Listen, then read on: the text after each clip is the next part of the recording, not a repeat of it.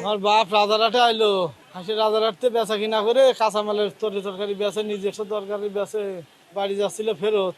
ওই পাম্পের ওখানে আমার বাপের সামনে একটা ইজি বাইক ছিল আর আমার বাপ ছিল পিছনে।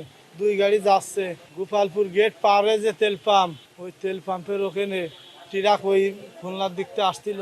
ওই জায়গায় এসে অটোমেটিক ওই গাড়ি এই তেল পাম্পের মধ্যে ডাইরেক্ট সুরানা যে এই পাম্পের দিকে ঢুকে গেছে, দিলে ওই গাড়ি তলে পড়েছে। ওই ইজি বাইক আর ভ্যান, 4 জন জায়গায় মারা গেছে, 3 জন। আর আমার বাপ হসপিটালে আসতে আসতে মারা গেছে। এখানে একটা ট্রাক ইজি বাইকের সাথে মুখোমুখি সংঘর্ষে আমরা প্রথমে মেসেজ পাই যে 4 জন লোক মারা গেছে স্পট ডেড। তো আমরা সংবাদ পাওয়ার সাথে সাথে 12টা 20-এ আমি আমার সঙ্গীয় ফোর্স সহ 3টা গাড়ি আমরা মুভ করি, অ্যাম্বুলেন্স, পানিবাহী গাড়ি এবং আমাদের যেটা দ্বিতীয় কল পাম্পবাহী গাড়ি আসা। আপনারা জানেন যে রাস্তাটায় কাজ চলতেছে, আমরা অনেক কষ্ট করে নিজেরাই ট্রাফিকের দায়িত্ব পালন করে আপনার গাড়িতে 3টা নিয়ে আসি।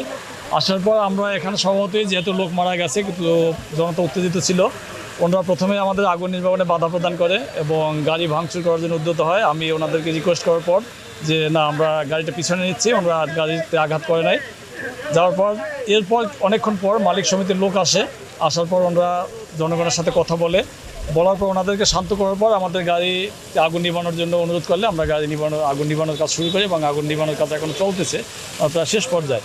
ইতিমধ্যে আমরা এসে 2 জন লোক স্পট ডেড পেয়েছি, আমরা আমাদের বডি ব্যাগে ভরে ওখানে রেখেছি, আমরা পরবর্তীতে পুলিশের কাছে হ্যান্ড ওভার করবো।